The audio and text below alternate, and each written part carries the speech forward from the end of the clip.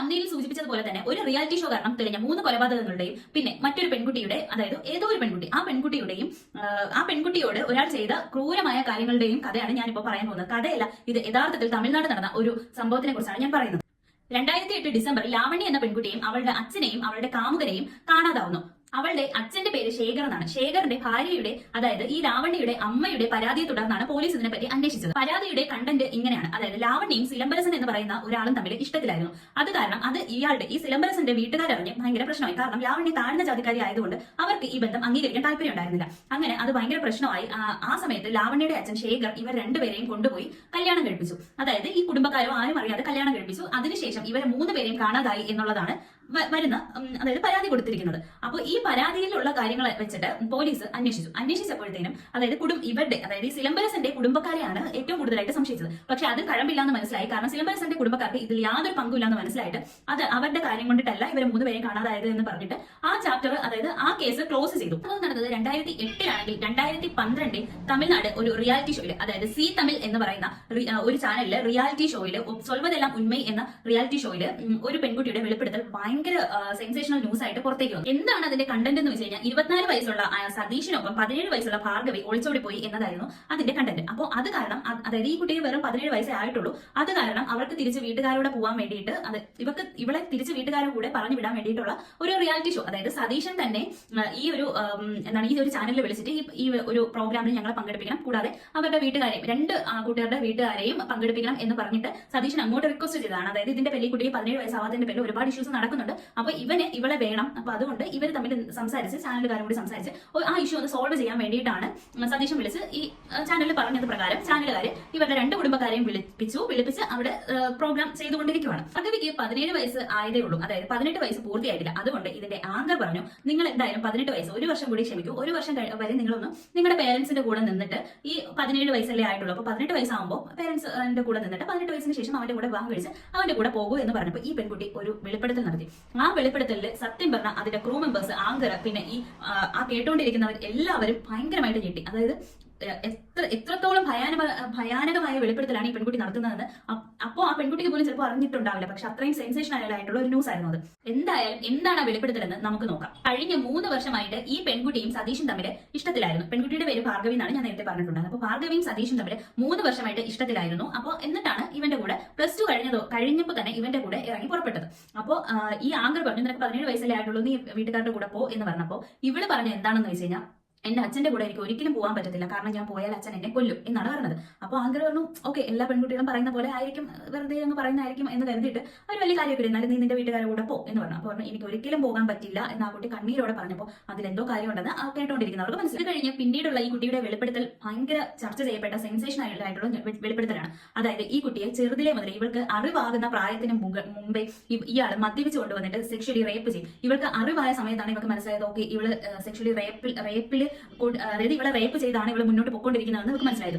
അമ്മയോട് പറഞ്ഞപ്പോൾ അമ്മ പറഞ്ഞു, പുറത്തിറങ്ങിയ നാണക്കേടാണ്, പോരാത്തതിന് നിന്നെ അച്ഛൻ കൊല്ലും, അതുകൊണ്ട് നീ ഇത് പുറത്ത് പറയാൻ പാടില്ലെന്ന് അമ്മയും പറഞ്ഞു. അപ്പോൾ ഇവർക്ക് എന്ത് ചെയ്യണം, എങ്ങനെ ചെയ്യണം എന്ന് അറിയാൻ പാടില്ലാതായി. അപ്പോൾ ഇവൾ എന്ത് കരുതി, അതായത് ഒരു 9ാം ക്ലാസ്സിൽ വെച്ചിട്ടാണ് ഇവള് അമ്മയോട് പറയുന്നത്. അപ്പോൾ ഇവള് വിചാരിച്ചു, ഓക്കെ, എനിക്കൊരു കാമുകൻ ഉണ്ടായിരുന്നാൽ എനിക്ക് അവന്റെ കൂടെ പോലെ എനിക്ക് രക്ഷപ്പെടാമല്ലോ എന്ന് കരുതിയിട്ടാണ് ഇവള് അവനെ പ്രണയിച്ചതും അവന്റെ കൂടെ പോയതും. എല്ലാം ഇവളുടെ പേരൻസ് നിഷേധിച്ചു. അതായത് ഈ ആരോപണം കംപ്ലീറ്റ്ലി തെറ്റാണ് എന്ന് പറഞ്ഞിട്ട് അവർ നിഷേധിച്ചു. അപ്പോൾ അവള് വേറൊരു കാര്യം കൂടി പറഞ്ഞു, എന്നെ കൊല്ലും, സെക്ഷലി എന്നെ റേപ്പ് ചെയ്യുന്നത് മാത്രമല്ല എന്നെ അച്ഛൻ കൊല്ലും, പോരാതിന് അച്ഛന് ഇത് കൊന്ന്, അതായത് മറ്റുള്ളവരെ കൊന്ന് മുൻപരിചയം നല്ല രീതിക്കുള്ള ഒരാളാണ് എന്റെ അച്ഛൻ എന്ന് പറഞ്ഞു. കൂട്ടുകാരനെയും മകളെയും കാമുകനെയും കൊന്ന് വീടിന് മുന്നിലെ കിണറിനകത്ത് കുഴിച്ചിട്ടിട്ടുണ്ട് എന്ന് പറഞ്ഞപ്പോൾ ഇത് കേട്ടതും ഇവളുടെ പേരൻസ് ചാടി എണീറ്റ് നിന്നിട്ട് പറഞ്ഞു, ഇത് വെറുതെ ആണ്, ഇവള് നുണ പറയുന്നതാണ്, അവന്റെ കൂടെ പോകാൻ വെറുതെ നുണ പറയുന്നതാണ് എന്ന് പറഞ്ഞ് അവർ ഒരുപാട് എതിർത്തു. പക്ഷേ ഇവള് പറഞ്ഞു, അല്ല, ഇത് സത്യമാണ്, ഇത് നിങ്ങൾക്ക് വേണമെങ്കിൽ അതല്ലാതെ തന്നെ നോക്കുമ്പോൾ അറിയാൻ പറ്റും, നമ്മുടെ വീടിന് മുന്നിലുള്ള കിണറ്റിലാണ് ഇവരെ 3 ആളെയും കുഴിച്ചിട്ടുള്ളതെന്ന്. പെട്ടെന്ന് തന്നെ ഈ ബന്ധത്തെ എതിർത്തോണ്ടിരുന്ന പേരൻസ്, പ്രത്യേകിച്ച് അച്ഛൻ, ചാടി എണീറ്റ് നിന്നിട്ട് പറഞ്ഞു, ഞങ്ങൾ ഈ ബന്ധത്തിനെ അംഗീകരിക്കാം, പ്രശ്നമില്ല, അതായത് സതീഷും ഭാർഗവിയും തമ്മിലുള്ള ബന്ധത്തിനെ അംഗീകരിക്കാൻ പ്രശ്നമില്ല എന്ന് പറഞ്ഞിട്ട് ഭയങ്കര ആക്ടിങ് ആയി. ഈ ആക്ടിങ് കൂടി കണ്ടപ്പോൾ എല്ലാ ക്രൂ മെമ്പേഴ്സിനും മനസ്സിലായി ഇതിൽ എന്തോ സത്യാവസ്ഥ ഉണ്ട് എന്ന് മനസ്സിലായി. ഇത്രയും പറഞ്ഞുകൊണ്ട് അയാൾ, ഓക്കെ, ഞാൻ അംഗീകരിക്കാം എന്ന് പറഞ്ഞിട്ട് അയാൾ പുറത്തോട്ട് നടന്നു പോയി. അതിനുശേഷം അമ്മ എന്ത് ചെയ്ത് ഈ ആങ്കറിന്റെ കാലിൽ വീണ് കരഞ്ഞിട്ട് പറഞ്ഞു, ഇത് പുറലോകം അറിയരുത്, ഇത് ടെലികാസ്റ്റ് ചെയ്യരുത്, എന്ന് പുറലോകം അറിഞ്ഞാൽ നമുക്ക് നാണക്കേടാണ്, ഇത് വെറുതെ ആണ് ഇവിടെ പറയുന്നത് എന്ന് പറഞ്ഞിട്ട് കാലിൽ വീണ് കരഞ്ഞു. പക്ഷേ അപ്പൊ ഇവർ കരയുന്നത് കണ്ടുകൊണ്ട് അയാൾ തിരികെ വന്നിട്ട് അയാളും ഇതുപോലെ പറഞ്ഞു, പുറത്തറിയാതെ ഇവിടെ വെറുതെ പറയുന്നതാണ് എന്നൊക്കെ പറഞ്ഞിട്ട് അവരങ്ങ് പുറത്തേക്ക് ഇറങ്ങി അങ്ങ് പോയി. കൂടി കണ്ടപ്പോൾ എല്ലാവർക്കും കണ്ടുനിന്ന എല്ലാവർക്കും മനസ്സിലായി പെൺകുട്ടി പറഞ്ഞത് ശരിയാണെന്ന്. പിന്നെ ഈ ചാനലുകാർ അവരുടെ റീച്ചിന് വേണ്ടിയിട്ട് അവരെന്ത് ചെയ്തു, പോലീസിനോടോ വേറെ മീഡിയകളോടോ ഈ കാര്യങ്ങൾ ഷെയർ ചെയ്തില്ല. കാരണം എന്ന് വെച്ച് കഴിഞ്ഞാൽ അങ്ങനെ ഷെയർ ചെയ്ത് കഴിഞ്ഞാൽ അവരുടെ സെൻസേഷണൽ ആയിട്ടുള്ള ന്യൂസ് പുറത്തേക്ക് പോകില്ലേ. ഇവരെന്ത് ചെയ്ത് ഇവരുടേതായ രീതിക്ക് ഇതിനെ അന്വേഷിക്കാൻ തുടങ്ങി. അതായത് ഒരു ടീം മെമ്പേഴ്സ് ഈ പേരൻസിന്റെ പുറകെ പോയി, മറ്റേ ടീം മെമ്പേഴ്സ് എന്ത് ചെയ്തു, ഇവരുടെ വീടിന്റെ അവിടെ പോയി, അതായത് ഇത് കറക്റ്റ് ആണോ സത്യമാണോ എന്ന് അറിയാൻ വേണ്ടിയിട്ട് അവിടെ പോയി അന്വേഷിക്കാൻ തുടങ്ങി. ഇതിൽ ആദ്യം പറഞ്ഞ ആ ഗ്രാമമില്ലേ, അതായത് ആ പെൺകുട്ടി ലാവണ്യയും അച്ഛനെയും കാമുകനെയും മിസ്സായി എന്ന് പറഞ്ഞില്ലേ, ആ ഗ്രാമത്തിലാണ് ആദ്യം മീഡിയക്കാരെത്തിയിട്ട് അന്വേഷിച്ചു. അതായത് ഇതിൽ സത്യാവസ്ഥ ഉണ്ടോ, ഇങ്ങനെ 3 പേരെ കാണാതായിട്ടുണ്ടോ എന്ന് അന്വേഷിച്ചപ്പോൾ സത്യമാണെന്ന് മനസ്സിലായി. കാരണം ഇങ്ങനെ 3 പേരെ കാണാതായിട്ടുണ്ട് എന്ന് മനസ്സിലാവുകയും ചെയ്തു. ശരിക്കും എന്തിനായിരിക്കും മുരുകൻ ഇവരെ കൊന്നത് എന്നുള്ളത് അപ്പോഴും ഒരു ചോദ്യചിഹ്നമാണ്. എന്നിട്ട് ഭാർഗവിയുടെ വെളിപ്പെടുത്തൽ എന്ന് വെച്ച് കഴിഞ്ഞാൽ വീടിന് മുന്നിലെ കിണറ്റിലാണ് ഈ 3 ഡെഡ് ബോഡീസും കളഞ്ഞത് എന്നാണ് പറഞ്ഞിരിക്കുന്നത്. അപ്പോൾ അവിടെ ഉണ്ടോ എന്നറിയാൻ വേണ്ടിയിട്ട്, അതായത് കിണറിനകത്ത് കുഴിച്ച് മൂടി എന്നാണ് പറഞ്ഞത്. അപ്പോൾ മീഡിയക്കാർ എന്ത് ചെയ്തു, JCB വെച്ചിട്ട് ഒരുപാട് മാന്തി നോക്കിയപ്പോൾ 3 സ്കെൽറ്റൻ കിട്ടി. അപ്പോൾ അത് സത്യമാണെന്ന് മനസ്സിലാവും. മുരുകനും ശേഖറും, അതായത് ഈ മരിച്ച ശേഖറും ഈ കൊന്ന മുരുകനും കൊച്ചിലെ മുതലേ ഭയങ്കര ഫ്രണ്ട്സ് ആയിരുന്നു. അവരൊരു ഗ്രാമത്തിലാണ് കഴിഞ്ഞിരുന്നത്. അപ്പോൾ മുരുകനെ കല്യാണം വിളിക്കാൻ വേണ്ടിയിട്ട് ഒരു പെൺകുട്ടി വന്നപ്പോൾ, അവന്റെ വീട്ടിൽ വന്നപ്പോൾ ആ പെൺകുട്ടിയെ തട്ടിക്കൊണ്ടു പോയാണ് മുരുകൻ എന്ത് ചെയ്ത് കല്യാണം കഴിച്ചത്. അതാണ് ഈ പറഞ്ഞ നമ്മുടെ ഭാർഗവിയുടെ അമ്മ. കല്യാണം വിളിക്കാൻ വന്ന പെൺകുട്ടിയെ തട്ടിക്കൊണ്ട് പോയി കല്യാണം കഴിച്ചത് കാരണം ആ ഗ്രാമത്തിൽ ഭയങ്കര പ്രശ്നങ്ങളുണ്ടായി. അത് കാരണം ഇവൻ എന്ത് ചെയ്തു, ഇവളെയും കൊണ്ട് വേറൊരു, അതായത് 35 കിലോമീറ്റർ അകലെയുള്ള ഒരു ഗ്രാമത്തിൽ പോയി അന്ന് മുതലേ താമസം തുടങ്ങിയതാണ്. താമസം തുടങ്ങി കുറച്ച് നാളുകൾ കഴിഞ്ഞപ്പോൾ ഇവർക്ക് 3 മക്കളുണ്ടായി. അതായത് 2 പെണ്ണും 1 ആണും. അതിൽ മൂത്ത പെൺകുട്ടിയാണ് ഈ ഭാർഗവി അല്ലേ. അവൾ 9ൽ പഠിക്കുമ്പോഴാണ് അവർക്ക് ഇതിനെപ്പറ്റിയൊക്കെ തിരിച്ചറിയാം, അതായത് അച്ഛൻ തന്നോട് മോശമായി പെരുമാറുന്നു എന്ന് തന്നെ തോന്നി തുടങ്ങിയത്. അപ്പോൾ അവൾ എന്ത് ചെയ്തു, അമ്മയോട് പറഞ്ഞു, അമ്മ എന്നോട് ഇങ്ങനെ അച്ഛൻ പെരുമാറുന്നുണ്ട്, എനിക്ക് ഒട്ടും സഹിക്കാൻ പറ്റുന്നില്ല എന്ന് പറഞ്ഞപ്പോൾ അമ്മ പറഞ്ഞൊരു കാര്യം, നീ ഇതൊക്കെ സഹിക്കണം, കാരണം എന്ന് വെച്ച് കഴിഞ്ഞാൽ അച്ഛനില്ലെങ്കിൽ നിന്നെ കൊന്നുകളയും, അച്ഛന് 3 പേരെ കൊന്ന് മുൻപരിചയമുണ്ട് എന്ന് പറഞ്ഞിട്ടാണ് അമ്മ ഈ കഥ ഇവളോട് പറയുന്നത്.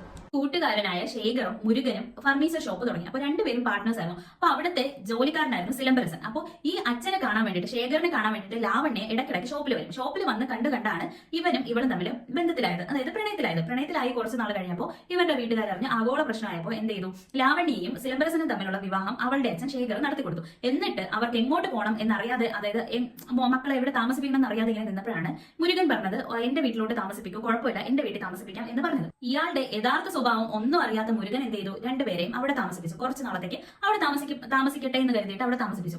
ഈ താമസിച്ചുകൊണ്ടിരുന്ന ഇടവേളകളിലൊന്നും ഇയാൾ വലിയ ശല്യങ്ങളോ കാര്യങ്ങളൊന്നും ഉണ്ടായിരുന്നില്ല. പക്ഷേ അതിനെപ്പറ്റിയൊന്നും പുറത്തോട്ട് വന്നിട്ടില്ല. കാരണം ഇവിടെ ലാവണ്യ മരിച്ചല്ലോ, അപ്പോൾ അതിനെപ്പറ്റിയൊന്നും പുറത്തറിയില്ല അയാൾ ചെയ്തിട്ടുണ്ടോ എന്താണെന്ന്. പക്ഷേ ഇയാളുടെ കൂട്ടുകൂടി സിലംബരസനും നല്ലൊരു മദ്യപാനിയായിട്ട് കുറെ നാൾ കഴിഞ്ഞപ്പോൾ ഇവന് ലാവണ്യ പോരാ, അതായത് ഇവളെ മടുത്തു തുടങ്ങി എന്ന് കണ്ടപ്പോൾ ഇവന് എങ്ങനെയെങ്കിലും ഇവളെ ഒഴിവാക്കണം എന്നുള്ളതായി പിന്നെ ചിന്ത. മുരുകനോട് പറഞ്ഞപ്പോഴത്തേനും മുരുകന് ഓക്കെ, അത് നല്ലതായിട്ട് തോന്നി. കാരണം ഒരു പെൺകുട്ടിയെ കൂടെ കിട്ടിയില്ലേ എന്നുള്ളൊരു സന്തോഷത്തിൽ അയാൾ എന്ത് ചെയ്ത് ഇവളോട് മോശമായിട്ട് പെരുമാറാൻ ശ്രമിച്ചപ്പോൾ ഇവളെ സമ്മതിക്കാതെ എതിർത്തപ്പോൾ ഇവളെ കഴുത്തിൽ കുരുക്കിട്ട് ഷോള് വെച്ച് മുറുക്കി ഇവളെ കൊന്നിട്ട് ഇവളെ കുഴിച്ചു മൂടാൻ വേണ്ടിയിട്ട് ഈ സിലംബരസനും ഇയാളും കൂടിയാണ് കുഴിച്ചു മൂടാൻ വേണ്ടിയിട്ട് കിണറ്റിൽ കുഴിച്ചു മൂടി കഴിഞ്ഞപ്പോൾ ഇവളെ അച്ഛൻ വന്നപ്പോൾ മോളെ സുഖവിവരം അന്വേഷിച്ച് അച്ഛൻ വന്നപ്പോൾ അച്ഛനെയും ഈ കിണറ്റിൽ കുഴിച്ചിട്ടു. എന്നിട്ട് സിലംബരസൻ, അതായത് എന്താ പറയാ, ഇവൻ എന്തായാലും എന്തെങ്കിലും പുറത്ത് പറയോ എന്നുള്ള പേടി കൊണ്ടിട്ട് എന്ത് ചെയ്തു, ഇയാൾ, അതായത് ഈ മുരുകന്റെ 2 ഫ്രണ്ട്സിനെയും കൂടെ കൂട്ടി സിലംബരസനെയും കൊന്നിട്ട് ഈ ഇതേ കിണറ്റിൽ തന്നെ കുഴിച്ചിട്ടു. അപ്പൊ ഈ 3 പേരുടെ ഡെഡ് ബോഡിയും ഒരേ സ്ഥലത്താണ് കുഴിച്ചിട്ടത്. ആണ് ശരിക്കും ഉള്ള കഥ. അപ്പോൾ ഈ കഥ ഈ പെൺകുട്ടിയോട് പറഞ്ഞു, ഈ പെൺകുട്ടി മീഡിയാസിനോട് പറഞ്ഞു. അത് ഭയങ്കര സെൻസേഷണൽ ന്യൂസ് ആയി പുറത്തോട്ട് വന്നപ്പോൾ ചാനലുകാർക്കെതിരെ പോലീസ് പറഞ്ഞു, നിങ്ങൾ ഇത്രയും കാലം ഇത് ഒളിപ്പിച്ച് വെച്ചത് ഭയങ്കര തെറ്റായി പോയി. അവർക്ക് രക്ഷപ്പെടാനോ അല്ലെങ്കിൽ ആത്മഹത്യ ചെയ്യാനോ അല്ലെങ്കിൽ തെളിവുകൾ നശിപ്പിക്കാനോ ഉള്ള എത്രയോ സമയങ്ങളാണ് ഈ കടന്നുപോയത് എന്ന് പറഞ്ഞിട്ട് ഭയങ്കര അങ്ങനെ കുറെ ഇഷ്യൂസ് ഒക്കെ ഉണ്ടായി. എന്നിട്ട് അവസാനം ഈ മുരുകനെയും ഭാര്യയെയും കണ്ടുപിടിക്കാൻ വേണ്ടിയിട്ട് ഒരു കൂട്ടം പോലീസുകാർ പോയി കണ്ടുപിടിച്ചു, തിരിച്ചു കൊണ്ടുവന്നു. എന്നിട്ട് കേസ് ഇങ്ങനെ നടന്നുകൊണ്ടേയിരിക്കുന്ന ഇടയ്ക്ക് തന്നെ ഇയാൾ കുറെ വർഷങ്ങൾ കഴിഞ്ഞപ്പോൾ മുരുകൻ മരിച്ചു. ഈ കേസ് നടന്നു, അതിന്റെ വിധി ഒന്നും വരുന്നതിന് മുന്നേ തന്നെ മുരുകൻ മരിച്ചു. കേസിന്റെ വിധി വന്നത് പ്രകാരം ഭാര്യയ്ക്ക് ഇതിൽ പങ്കൊന്നും ഇല്ലാന്ന് കണ്ടിട്ട്, അതായത് വെറും എന്താ പറയാ, ദൃക്സാക്ഷി പോലും അല്ലല്ലോ അവരിത് കേട്ട് പരിചയം മാത്രമേ ഉള്ളൂ. അവരുടെ നിസ്സഹായാവസ്ഥ കൊണ്ട് അവർ കേട്ടു നിന്നു എന്നുള്ളതല്ലാതെ അവർ വേറെ തെറ്റ് ചെയ്തിട്ടില്ലല്ലോ. അതുകൊണ്ട് അവരെ വെറുതെ വിട്ടു. ഈ 2 കൂട്ടുകാർക്ക് 3 വർഷം കഠിന തടവും കൊടുത്തു.